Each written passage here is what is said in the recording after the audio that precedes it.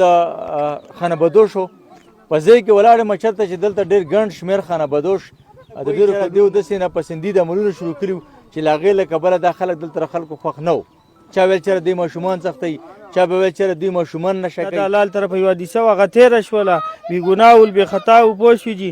اوس دا د کوم چې دا مونږ پېښور ته بوځو ښکته هغلته ځایونه شته لکه باجوړ ښه خلک ته لکه داسې مونږ نه وایو چې یاره دا بد خلک ته روغ خلک ته مونږ ته ډېر ګران و 7 کاله م پکې تېر کړه 20 کال نه ځو راځو لکه ډېر زبردست خلک ته مونږ پسې خدای منې چې مونږ دې دې نه ځو خفه یو په الله مې دې قسم چې خفه یو چې د باجوړ نه مونږ کتونکو دې ټایم کې زه د ضلع باجوړ هیډ کوارټر سره نږدې جناح بس ټرمینل خواته هغه د خانه بدوشو په ځای کې ولاړ یم چېرته چې دلته ډېر ګڼ شمېر خانه بدوش د ډېرو کلونو نه مېشته وو آباد وو. بهرحال دا خانه بدوش چې ځان د پښتو د نوموړي او وتلې سندرغاړې زرڅانګې د خاندان فرد ګڼي. بهرحال لږ ټایم مخکې په ضلع باجوړ کې خلک وایي چې دیو داسې ناپسندي د عملونه شروع کړي وو چې له هغې له کبله دا خلک دلته د خلکو خوښ نه وو. چا ویل چېرې دوی ماشومان سختوي، چا به ویل چېرې دوی ماشومان نشه کوي او دا شانته مختلف قسم خبرې کېدلې.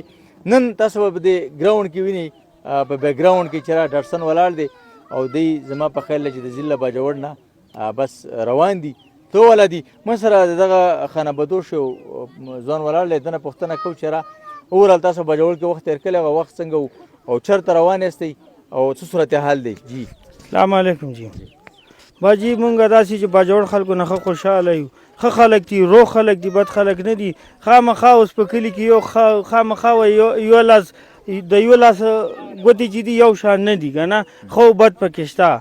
بس لکه مونږ ته څه تکلیف یې نه دره کړی بس هغه حادثه راغله بس دا د حلال طرفه یوه حادثه وه هغه تېره شوله بې ګناه ول بې خطا و پوه شوي جي. اوس دا د کوم چې دا مونږ پېښور ته بوځو ښکته هغلته ځایونه شته لکه اوسېدو ځای شته زمونږ که نه جي او بس چې تاسو مطالبه یې هغه ماته ووایئ.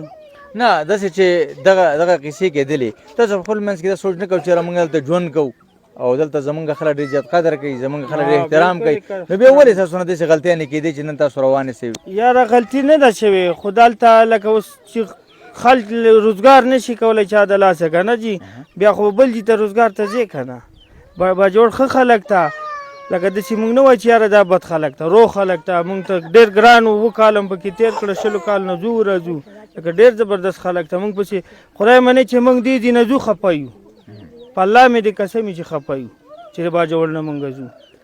چېرته روان یاستئ؟ پېښور ته ځي. نو تاسو څومره خلک وئ دلته آباد؟ دلته یاره چې د بداډا کې چې وې که نه په داسې 40-50 تنبان به ونه څه تلي دي او څه ولاده مونږ پسې روان دي روان یاستئ. اوس پېښور کوم ځای ته ځئ؟ پېښور کې دلته به چېرته شړه ګورو نو یاره شړه به ګورو. بهرحال کتونکو دا هغه خانه بدوش و چې را دوی دا وویل چې را انسان د اتفاقا یوه مسله راغلې وه او موږ دې دغه پوښتنه وکړې چې دلته باجوړ کې تاسو وخت تېر کړی نو خلکو درسره ډېره مینه کوله خلکو به خیال ساتو تاسو نه داسې غلطۍ نه وشولې چې هغه عملونه ناپسندي ده د خلکو دپاره. تاسو ګورئ ډاټسن بس ډک دی او دلته چې کومه شړه کې کیمپ ور دی پوره کیمپ و هغه یقینا نن بس روان دي او ټیک لږ ټایم بعد به چې کوم دی دا شړه بالکل خالي وي. زه یقین لرم ستاسو به دا خبرې خوښې شوي. الله په امان.